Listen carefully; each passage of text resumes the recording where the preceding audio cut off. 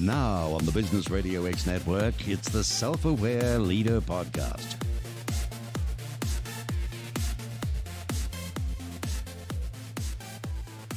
Hello, and welcome to another episode of the Self-Aware Leader Podcast, where we sit down twice a month with successful executives and talk to them about their leadership philosophies, how they have risen to high levels of success, and how they are now leveraging their Enneagram power to continue their growth journeys. I am your host, Linda John, executive coach and certified Enneagram practitioner, and we are broadcasting from the Tucson Business RadioX studios located in the Stewart Title Company building on Broadway Boulevard in sunny Tucson, Arizona. Mona Abel is my special guest for today's Self-Aware Leader Podcast. Mona is an author and entrepreneur from northern Minnesota. Having recently published her third cookbook since retiring from her corporate career some 20 years ago, she is a self-described recipe diva and former go-go dancer. Mona resides near her hometown of Hibbing, Minnesota, and is the self-proclaimed mayor of Side Lake, where she owns a lakefront home and regularly hobnobs with other area hometown heroes, including Bob Dylan and Kevin McHale. I have invited Mona to join us today on the Self-Aware Leader Podcast to tell us more about her latest cookbook, Let's Party. Welcome, Mona. Thank you, Linda. It's good to be on your podcast. Oh my gosh, it's so great to have you here, and we have a lot to talk about today, so let's get right into it.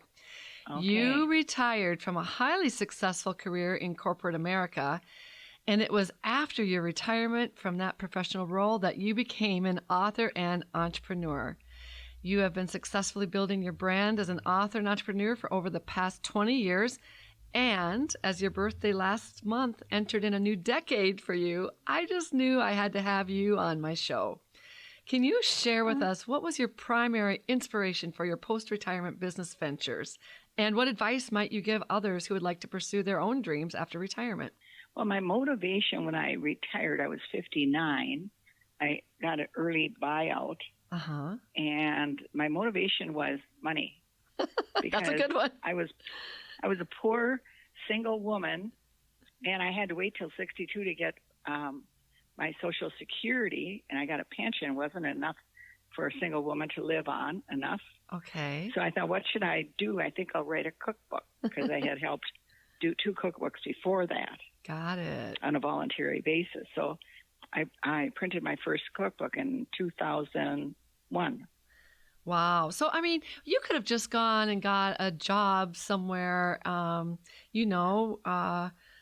working in corporate America again at a part-time level or something like that. But you really had this drive and passion to, go your own way and pursue your passions, it seems, though, right?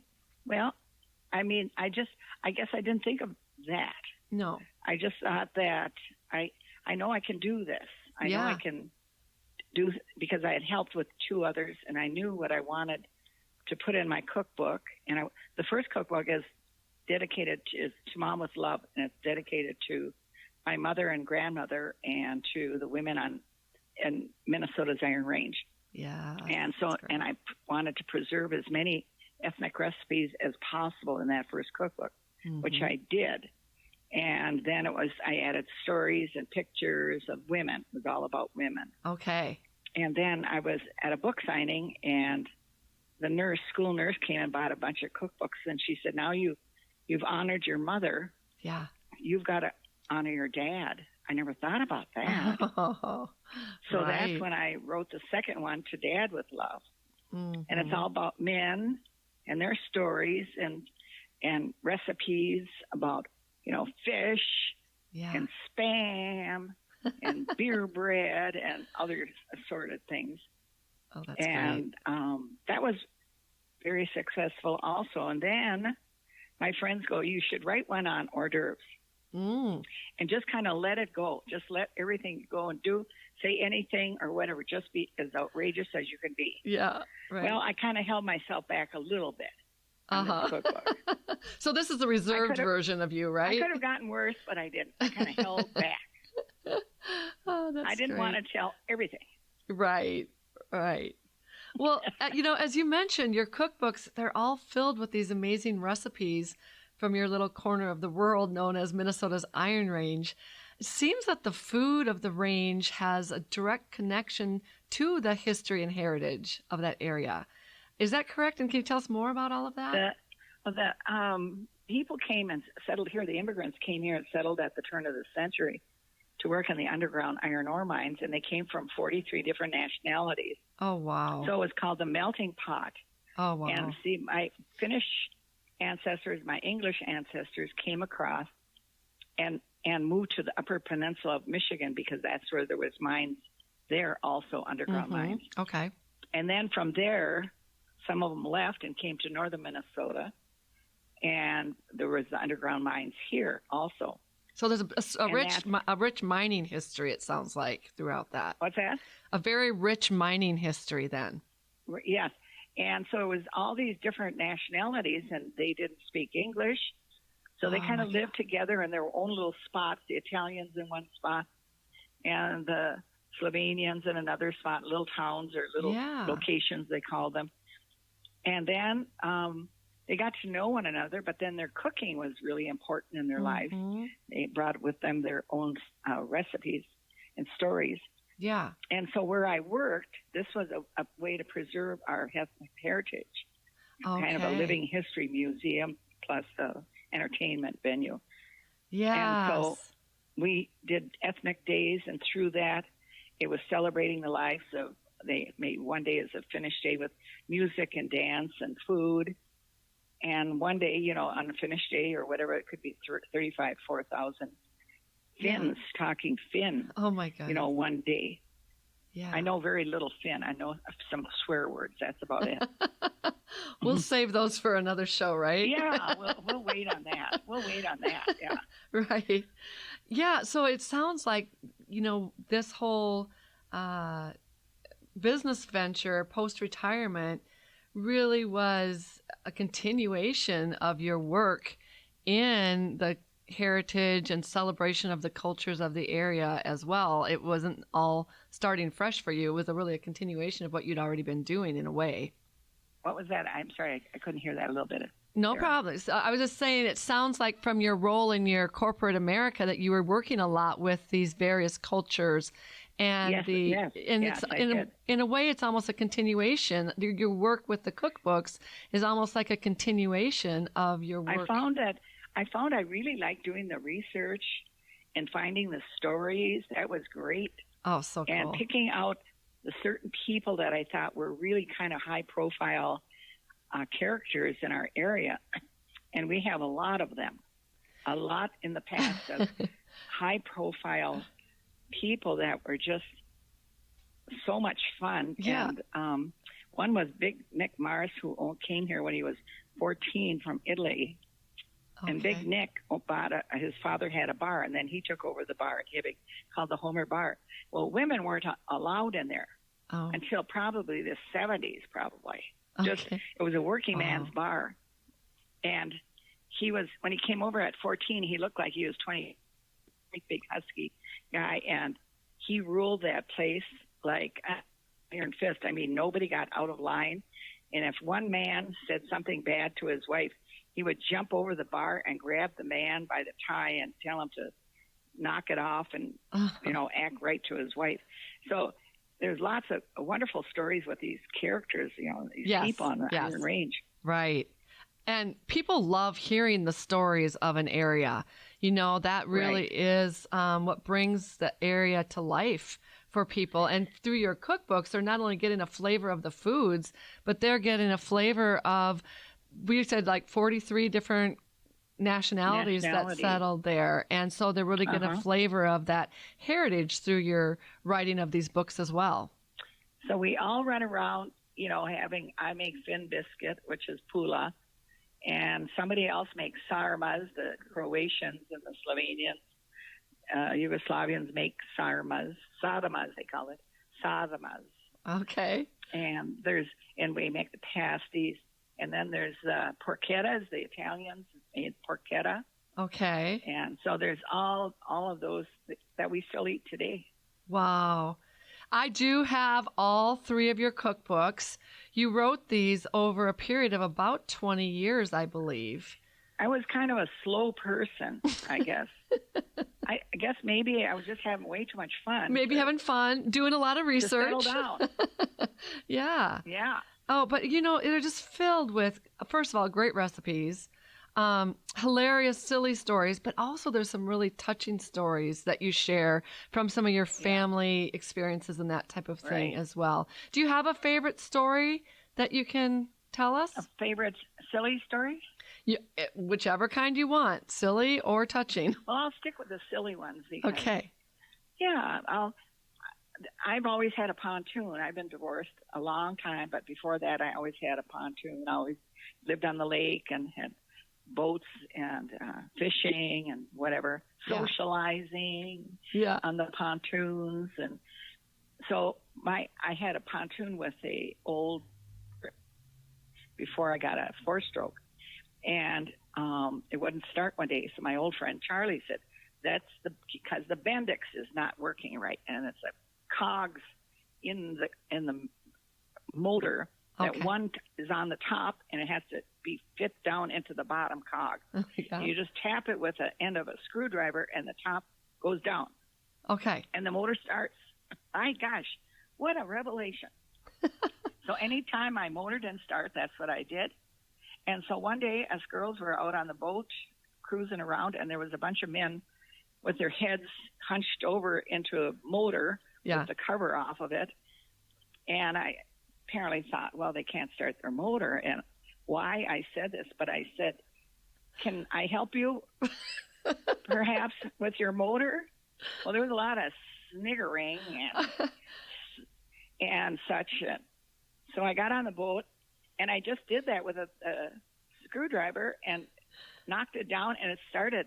They almost peed their pants. Well, maybe something worse, but I won't say that. So you actually fixed the motor for this group of men that were all group of men. And it happened to me again 2 years ago. Oh, but the guy at the helm of the boat doesn't know anything about boats. He's from Chicago, and he doesn't like listening to women. And so I didn't dare say anything to him, but I said it to his girlfriend. And so she goes, Jim, I bet it's the Bendix. He wouldn't listen to her. I thought, I'm not getting in the middle here. Yeah. So they had to haul the boat over to the shoreline, get the mechanic out the next day. Guess what? It was the Bendix. Well, you've heard it here first, folks. If you have motor trouble, check the Bendix first. If you have an old motor, now the new motors don't. Oh, the old ones. Okay. Yes, now it's a 4-stroke. And that story's in your book, I believe, correct? Yes, it is. Yeah. That is a great one. I was proud of myself. I come from a family of mechanics. Okay. 3 brothers and my father that can tear a car apart, a motor apart. And so when I was graduating, I took a test, one of those tests, and I came out highest in mechanics. Well, that's not something I was ready to go for, but I did help with the Bendix anyway. That's awesome. So from your cookbooks, what's your favorite recipe? You know what? In my Let's Party book, it's all hors d'oeuvres and beverages mainly. Right. But then in the back, I have the favorites and some of the ethnic ones that I wanted to make sure that if you didn't have my other cookbooks, that those recipes were in there. So I've got quite a few, some really nice ones, and the one is called Mini Wellingtons, and it's using puff pastry and filet. Slicing filet very thin with butter and mushrooms and onions or shallots that you wrap around some puff pastry. And actually, it's a wonderful, wonderful hors d'oeuvre. Now I see. I have to share this because I know that one of the foods very unique to your Iron Range area is a food called pasties, and the pasties, and that's something that you're really pretty good at making. Will you tell us what the pasties are and the story behind the pasties? One time when I was doing some tours at where I worked, I had started a pasty in a pail where I got pails from the men from the mines. And then when a motor coach came in, they could order this ahead of time. Oh, my gosh. And then they would get off and they would get their pasty in a pail with a little, I don't know, coleslaw or something. Okay. And then they would get on the trolley and go on the other side of the iron ore pit. Oh, my gosh. And be entertained in an old train station with our friend Casey Arrow played the banjo and sang. And they would have their lunch. It was called pasties in a pail.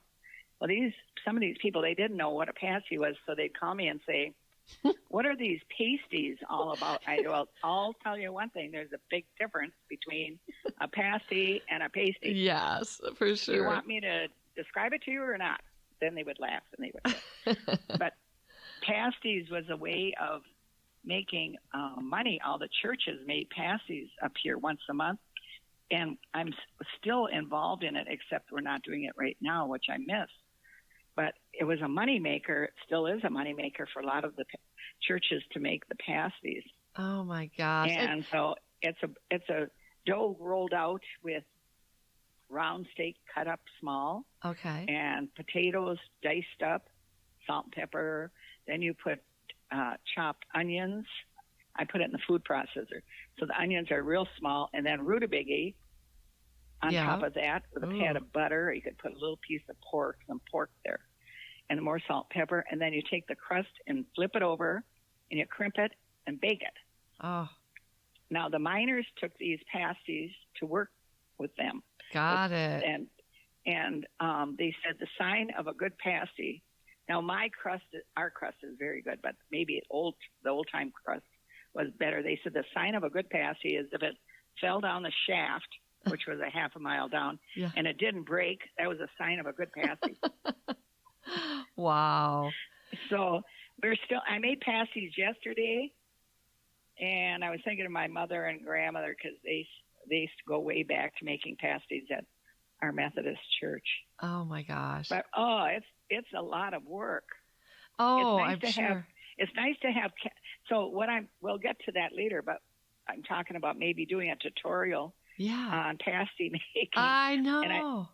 And I put it on Facebook, and you wouldn't believe the people that said they want to. Oh, I love it. They want to hear about that. They want to learn. Learn how to make the pasties. Pasties. And pasties came from Cornwall. And my grandfather's from Cornwall. Oh, gosh. I just love how that all ties together with the miners and how that was a really efficient way for them to take a lunch and still had all the nutritional value, but easy to transport. And that's, it's still part of the food culture of your area today. So I just find your story very, very inspiring, Mona. And as you mentioned, we've been working together, you and I, with this tool called the Enneagram for several weeks now. We're going to get more into that after the break, but I'm just wanting to know, you have fun, you're pursuing your passions, you are just really astute businesswoman, but you don't take yourself too seriously. I'm picking up on all of those things. What advice would you give to others who want to pursue their own dreams after retirement? You know what? I think it's all about realizing that you can do anything you want. Mm-hmm. You have to realize, you have to have confidence in yourself and say, you know what? I'm going to try. I'm going to do this. Before I retired, there was a time I was short of cash, and I decided I'm going to become a certified massage therapist, which I did. Oh my gosh. And I was driving 2 hours back and forth during the week. Yeah. But I knew how to do massage, and I have strong hands. So I did that also, which I really enjoyed. But I think you can do whatever you want. Think of what you want to do. What is your passion? Yeah. What is it that you really like to do? And put your mind to it and do it. That's all. That's great. I think your hands might have been so strong from all that pasty making over the years. That's probably what it is, rolling out that dough. Oh, my gosh. Well, we are getting ready to shift into our work together as you learned about your Enneagram type and the strategies to support your continued success. So when we come back from a short break, we are going to dig deep into more Enneagram discussions with Mona Abel, author, entrepreneur, and self-described recipe diva and former go-go dancer from northern Minnesota. And we will be right back.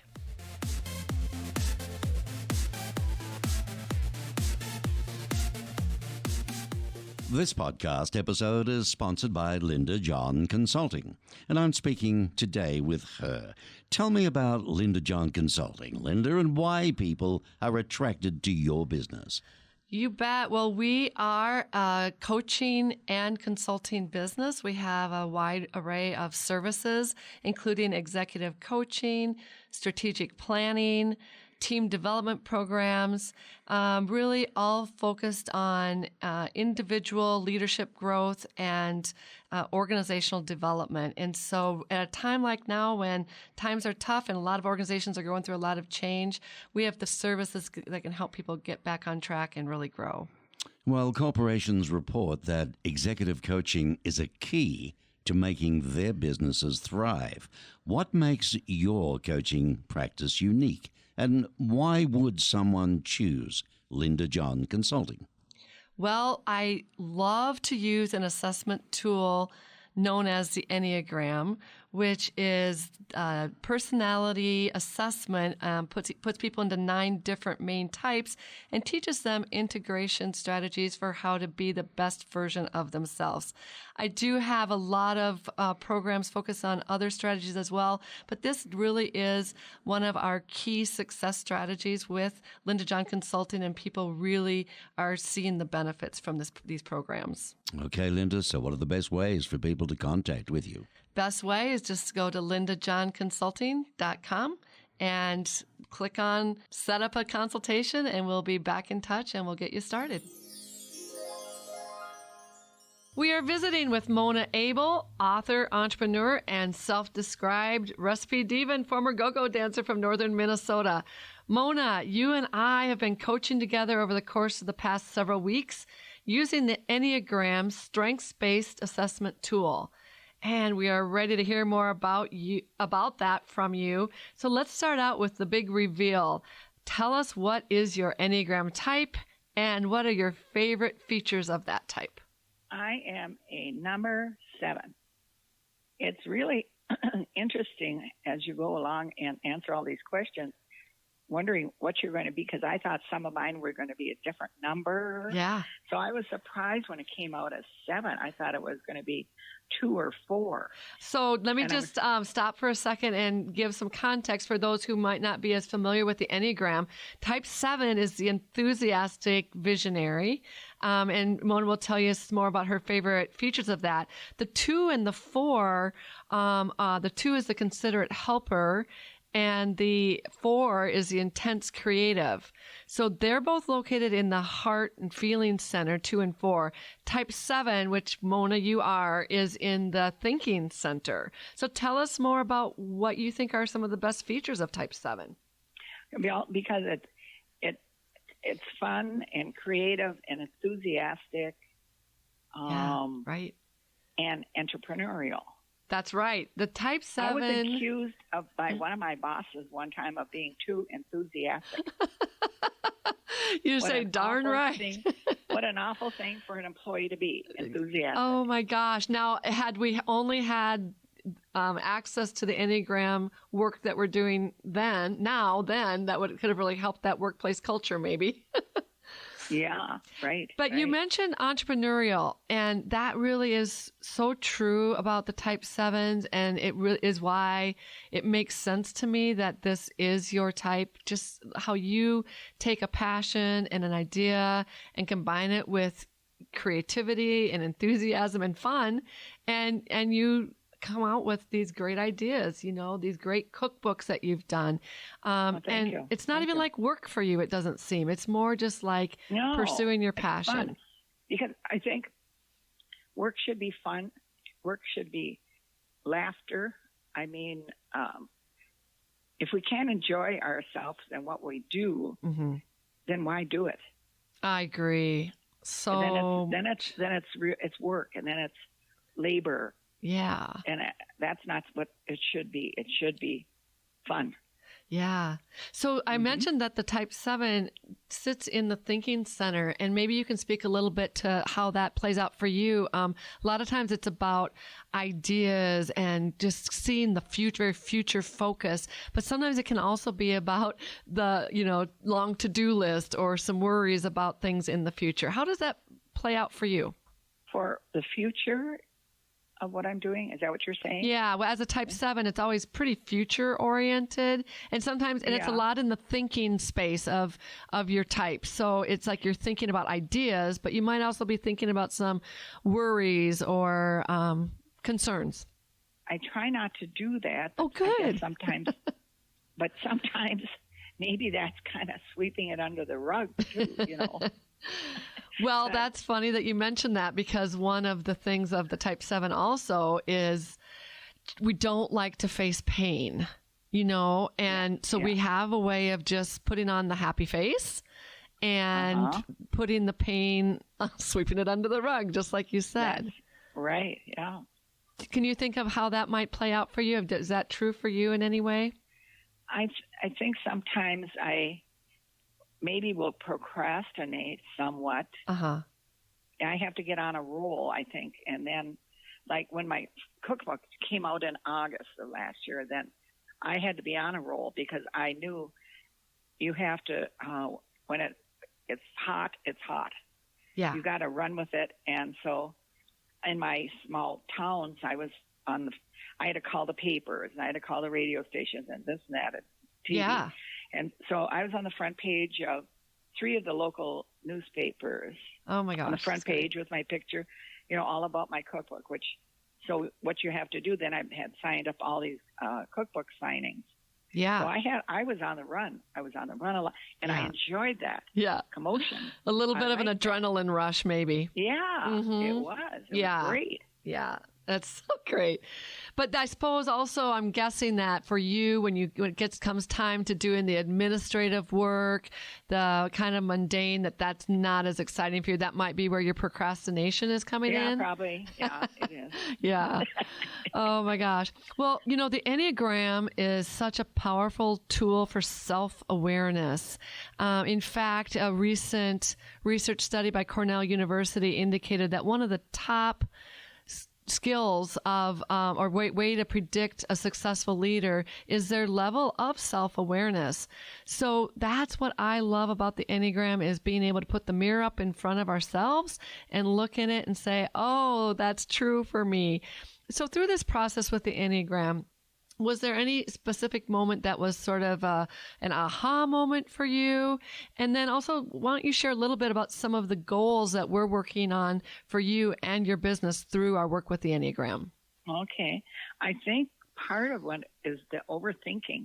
Oh, yeah. I guess I was surprised that it came up there, because I know I do that. Yeah. But it was surprising to see that was one of my traits as a 7. Yes. And that, again, thinking. It can be in a form of just ideas, one after another. It's almost like overwhelming. It's exciting, but overwhelming at the same time.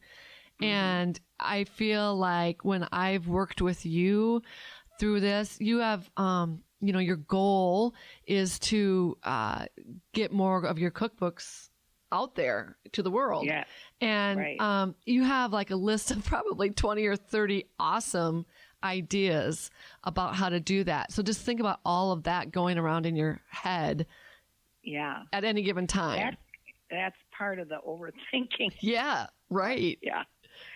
Right. But I think right now I'm just waiting so that things after the pandemic, there's just been nothing at all happening right now because of where I put my cookbooks in museums and that type of thing, or stores. They're all closed. Yeah. They're not even open for anybody to sell their things there. Right. So nobody is thinking about cookbooks, except every time I turn on TV, Now, I said if my last name was Kardashian, I'd be on some national show with my cookbook, but my name's not Kardashian. Well, I could say you could give them a run for their money, that's for sure, because... Well, I suppose I could. I mean, tell the story. You wrote, somewhere I read in your bio, I believe it was, your proofreader, the former school teacher. Oh, yeah, she said she laughed so hard she almost peed her pants.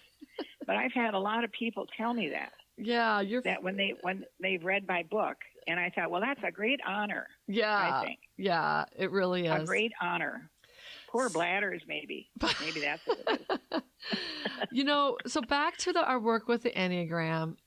You did share with me, if I may continue that story, that your first 2 cookbooks sold like hotcakes, and right. You were getting them out through social media and through these in-person events, and you would actually have the venues cook up the food from your recipes and make the beverages, and you'd actually almost have a party to feature the cookbook recipes and stories and that type of thing. And that was such a success. And now during a global pandemic, you can't do that. No. And so sales have stalled. And so what we did was work through the Enneagram on how to move forward in a time when it's really difficult to make those personal connections. Right. And so what did you come up with through our talk as far as the goals that you decided to pursue? Well, I have been thinking about this anyway, that when this is over, then I want to get places to go and visit and give talks, humorous talk. Yeah. A silly talk, then about my background, whatever, and then sell cookbooks. Right. And it's through, clubs, women's clubs, could be any kind of a club, any type of gathering, or through my friends that live elsewhere and say, let's get a group of people together, whatever, and then I'll come in and give the talk. Right. Whatever. So I'm going to be ready to do that so that as soon as this stops, like when I travel to Arizona or to Florida, right. friends that live down there and just in their senior communities, then I will say I want to be able to give a afternoon little tea or champagne or something, a little talk and that type of thing. So I want to be prepared and have that ready to go. So that was goal 1, is that you're going to use this downtime to actually create the talk. And at least to create like the core of the talk, and then not to make it so scripted, but to have a couple like extra stories to throw in depending on how things, how you're reading the crowd and that type of thing. But to really work on content. What I want to do is I want to kind of work on, besides retirement and what I did after retirement, I want to throw in about aging. Yes. And this has not been easy for me, but I've become aware that there's nothing I can do about it. And I have to just embrace it, because the only alternate is death.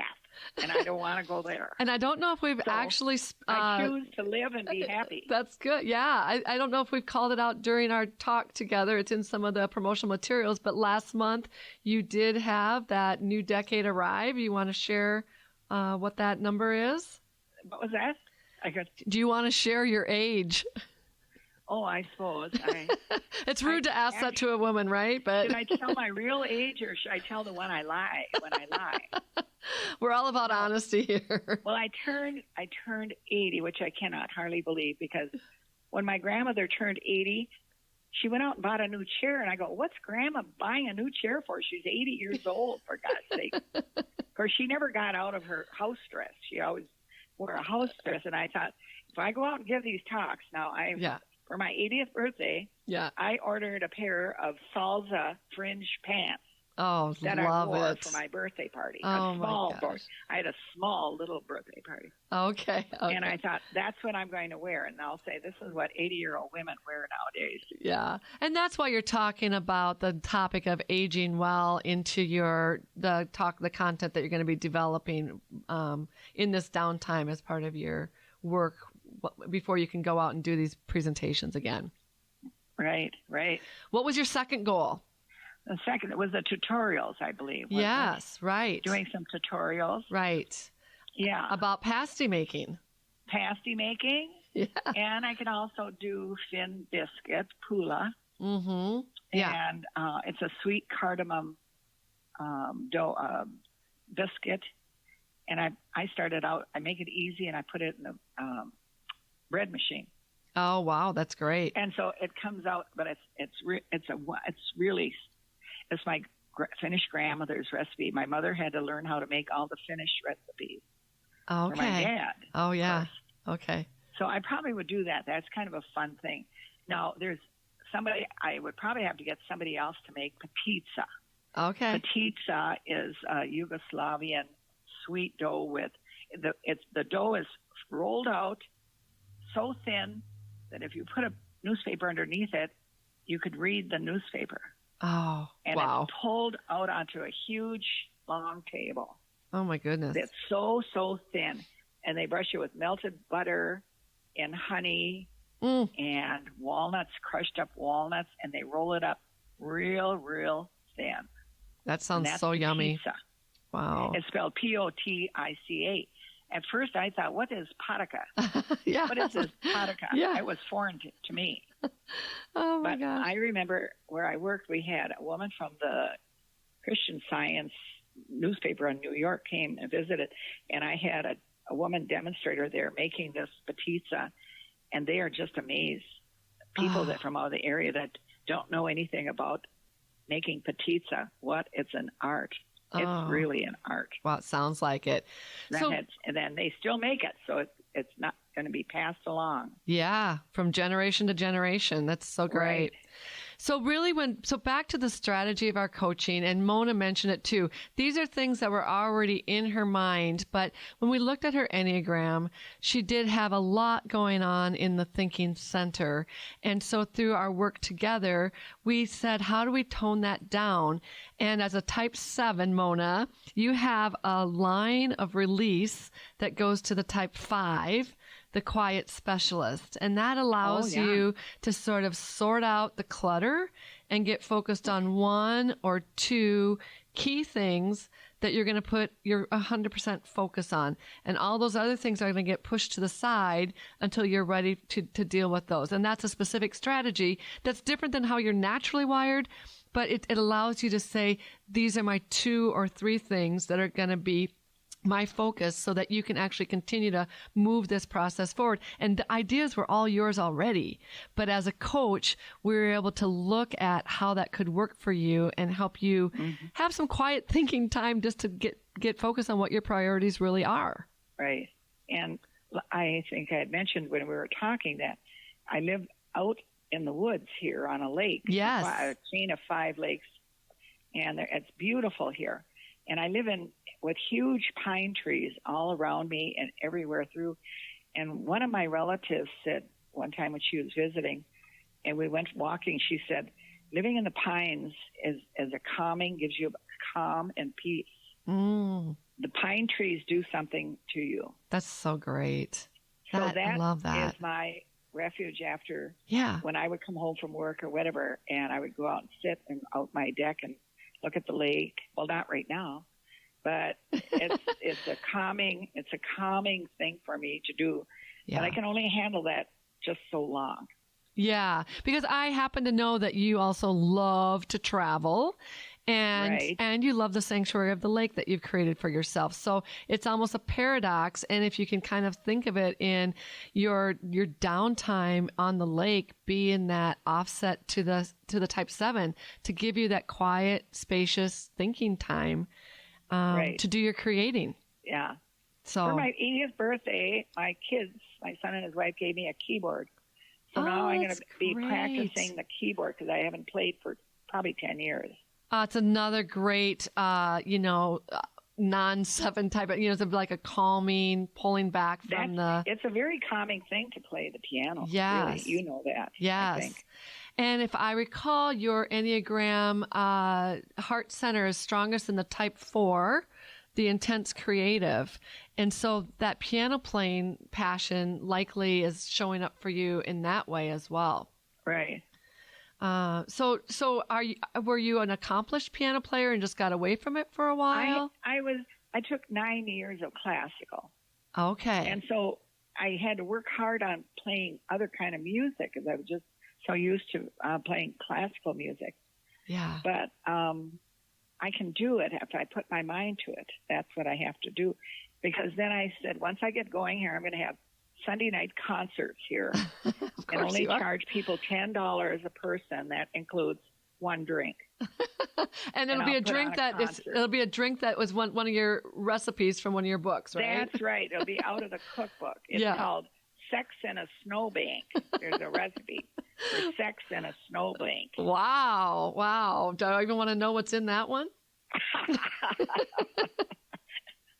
Snowball. Okay. A snowball. Okay. So from our work together, Mona, do you remember what the challenge areas of your type might be?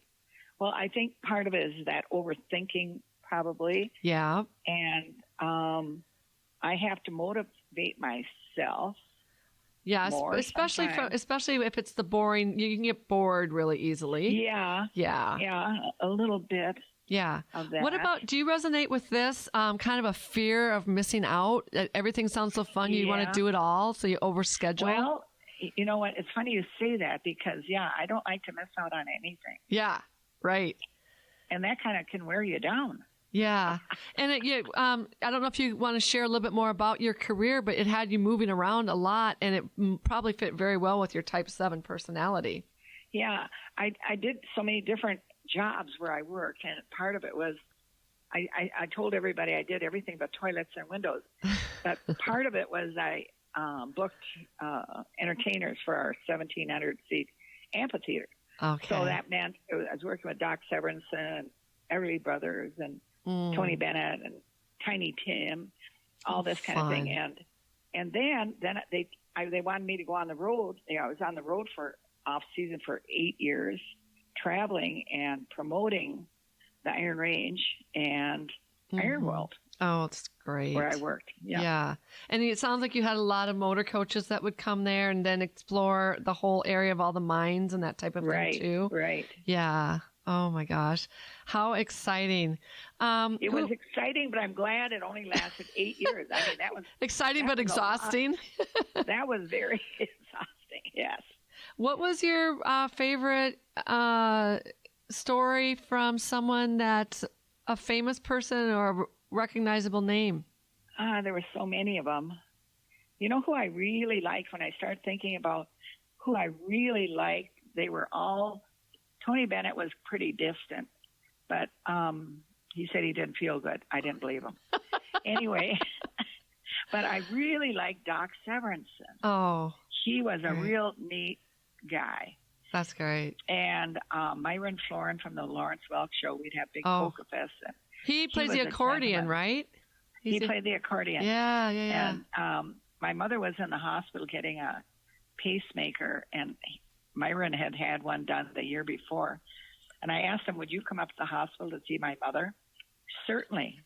So we marched up there. The nurses all knew who he was and stuff. So that was so nice of him. But see, what we did as Iron Rangers, we're very hospitable people. We don't just dump them off at their hotel after their concerts or whatever. Yeah. We take them out. Oh, sure. And give them a little flavor. And drink with them and party with them. And my gosh. The agent said to me, these people say, you got to go up to northern Minnesota. Those people have a ball up there. They have a great time. They love coming up here to entertain. Yeah, you're like an ambassador for your region. Yeah.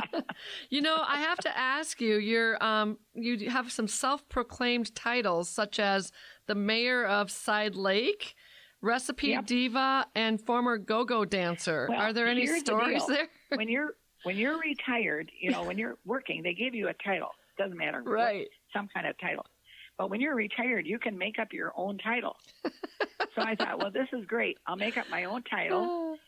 And for my cookbooks, it was Recipe Diva / former go-go dancer. Oh, that's great. I write the book. I can do whatever I want. I can say whatever I want. I can make up my own title. You know, that's what I did. The Type 7 creativity is certainly showing up there.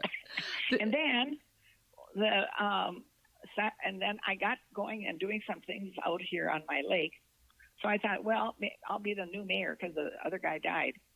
And so I might as well pick up that. And then I thought, well, as long as I'm just mayor of South Sturgeon, I might as well just encompass the whole Side Lake area as the mayor. Oh my gosh. Nobody has challenged me or nobody wants to take over. Well, weren't you even the grand marshal of one of the parades or something? Yeah, I worked on our parade for many, many years out here. Oh my gosh. And I was grand marshal, grand poopah. Yeah. For the parade. So I've been involved with community things and volunteering too. Most of my life. Great.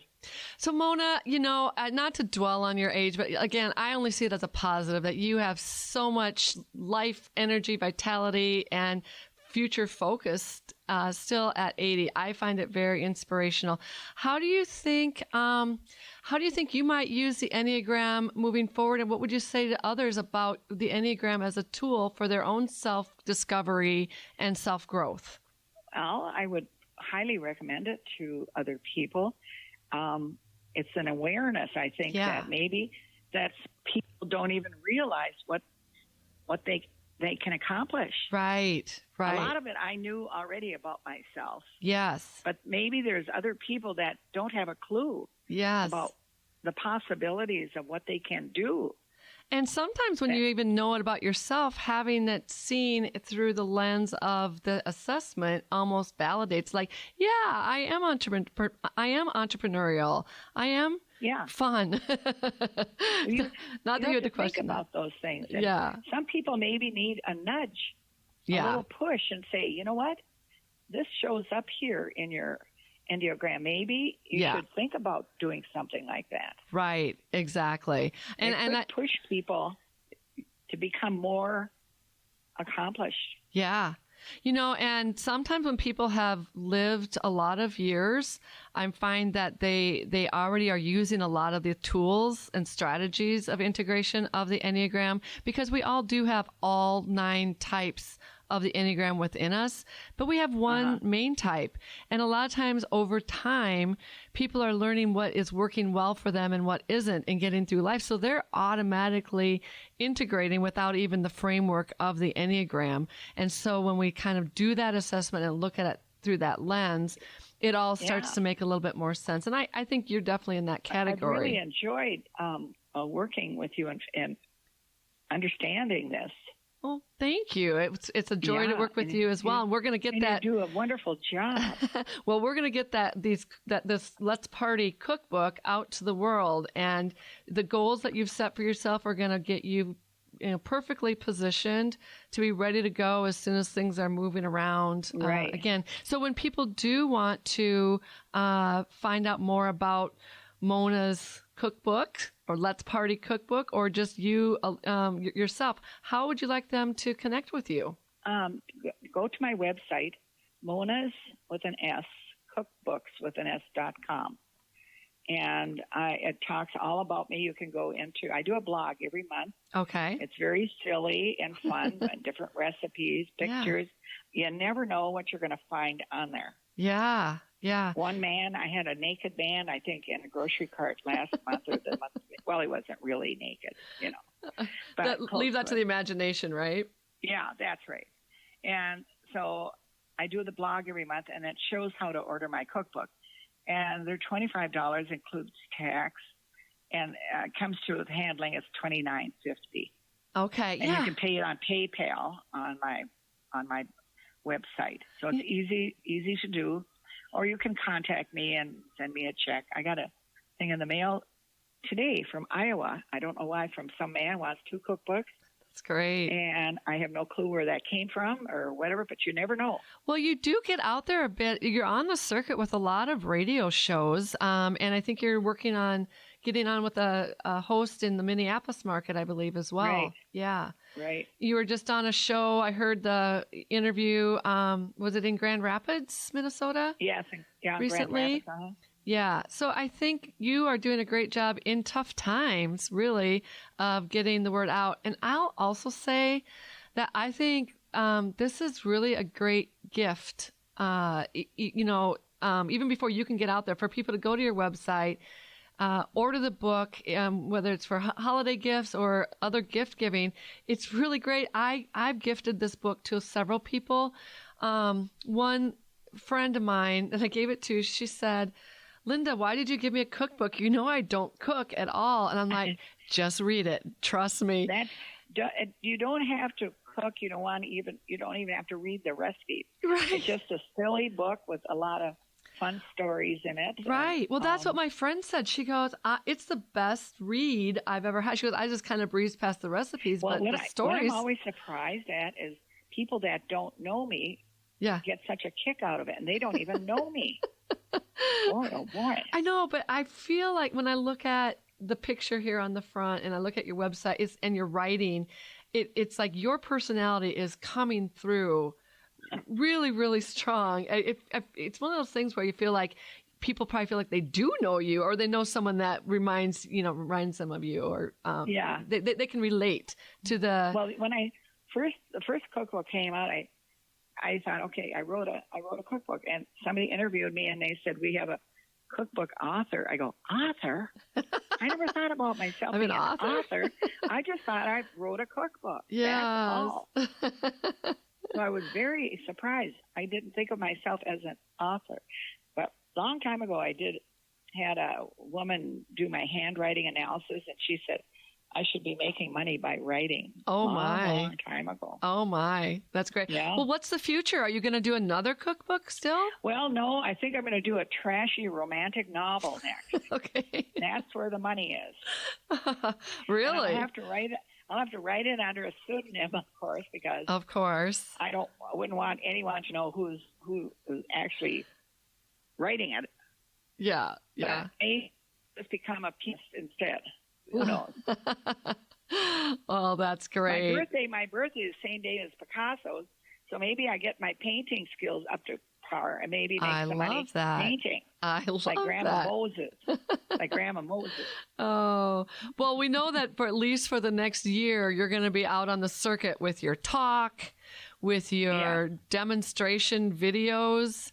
And you see you posting those right on your website, or how will people access those tutorials? I'll do it on my Facebook page, and I'll be doing it on my website too. Yeah. Oh, you have a Facebook page as well. Okay. Yeah. So how do you decide what to put in your monthly blog? I'm just curious about that. You know what? It just comes to me. Wow. In fact, there's on Facebook a bunch of gals out here that said, how about if we do a cookie exchange and go for a hike after? Scrap the hiking. I'm not going hiking. But I said, I'm not going hiking, but I would be interested in getting some of your recipes for your cookies. Oh, my next month's blog. Yes. So that's what it starts out at, or something silly will happen, and then I just pick up on that. You never know. Oh, that's so great. And, it sounds to me like you're involved with a lot of organizations. You travel a lot, so you have a lot of content resources, it seems. Yeah, I have a really good time. Like I said, in my cookbook I put, I don't take life too seriously. Right. There's a little times here or there. Yeah. But boy, I don't want to dwell on that for sure. Well, and that's, who wants to be around a grumpy person?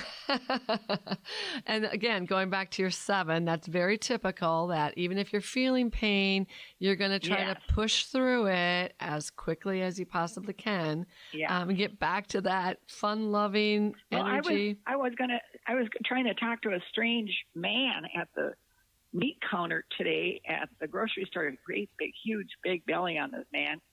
And he says, I want a great big hamburger patty. Great big hamburger patty. I thought, what?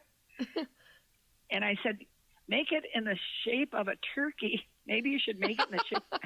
Why do I have to, enter into somebody else's space there and have to? But he didn't hear me. Good thing. He didn't hear me. But you immediately picked up on. I mean, that's the other thing is the quick wit and quick something thinking. Silly. Yeah.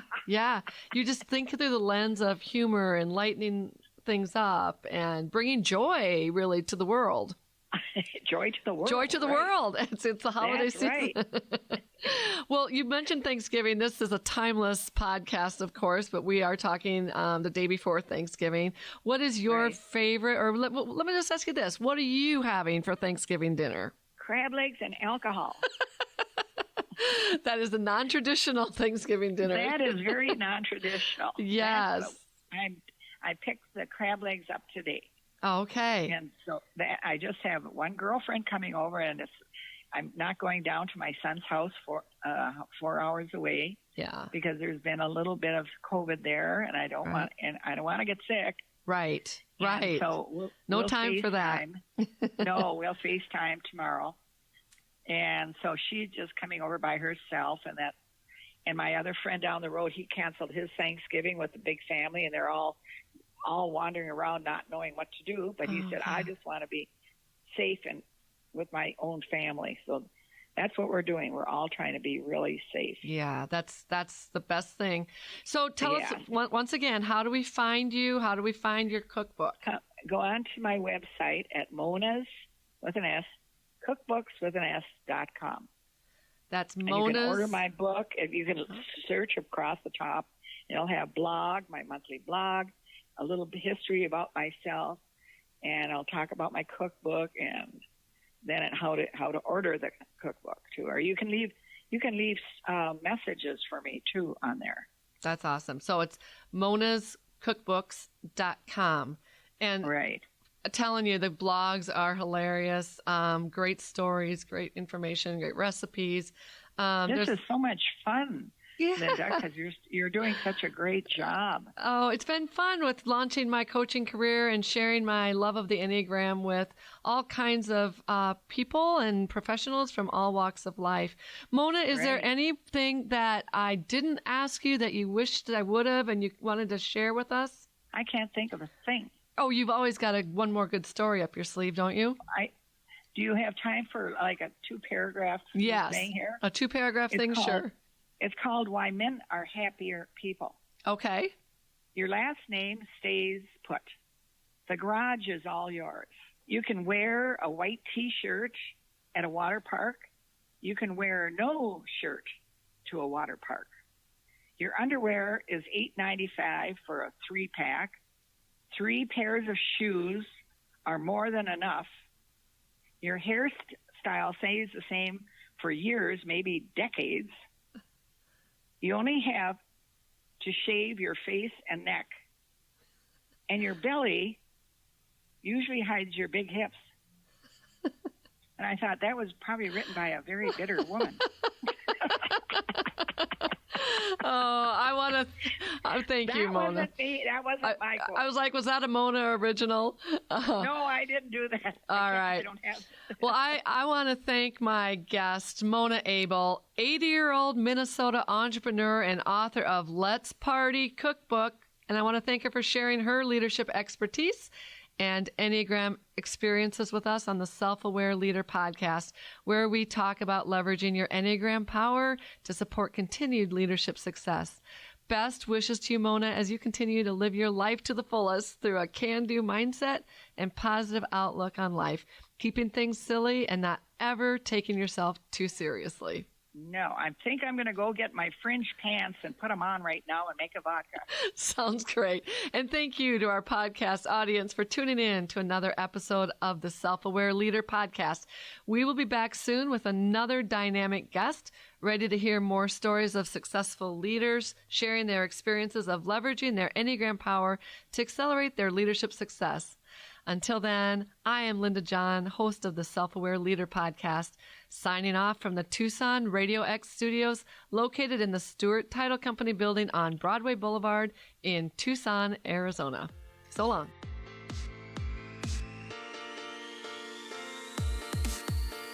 Join us again on the Business RadioX network for the Self-Aware Leader podcast.